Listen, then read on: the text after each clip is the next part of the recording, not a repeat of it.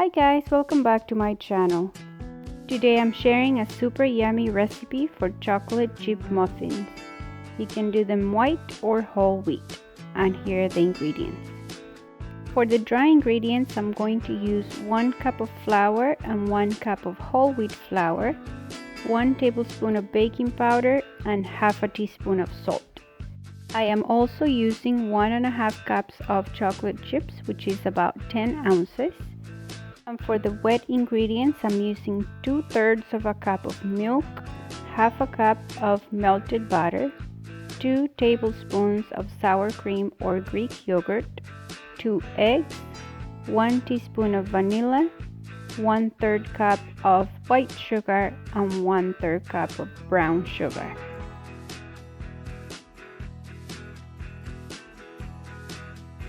To start, I'm going to lightly mix the flour and I'm going to add a couple of spoonfuls in a separate bowl, and I'm going to combine these with the chocolate chips and give it a toss. What this will do is prevent the chocolate chips from sinking to the bottom of the muffin, and it will allow them to be more evenly distributed.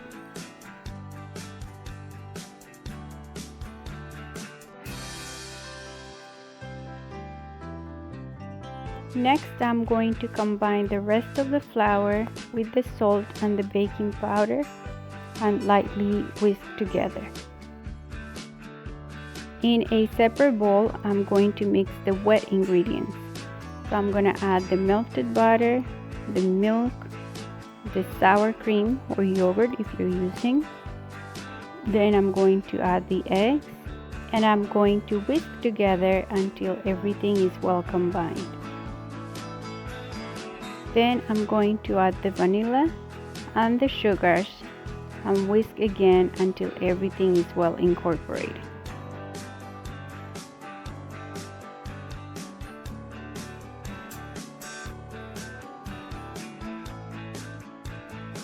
Now I'm going to add the flour mixture, and I'm going to switch to a spatula to fold this in. This is very important to do in a folding motion so that we don't overmix this batter. Otherwise, the muffins are going to turn out hard and rubbery.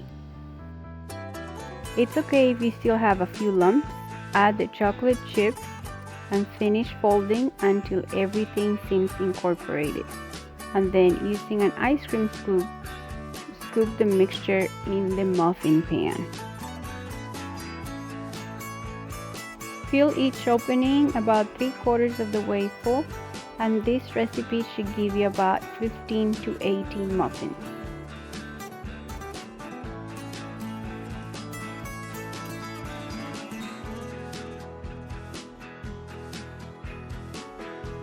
Bake for about 15 minutes or until the tops have risen and are golden brown.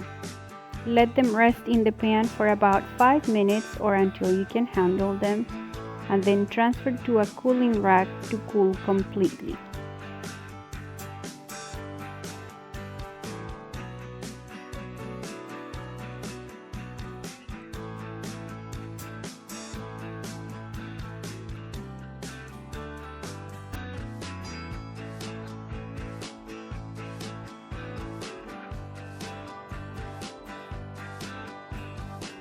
I let this cool down a little bit so I can show you the inside. Look at all the chocolate, and the crumb is really fine and soft.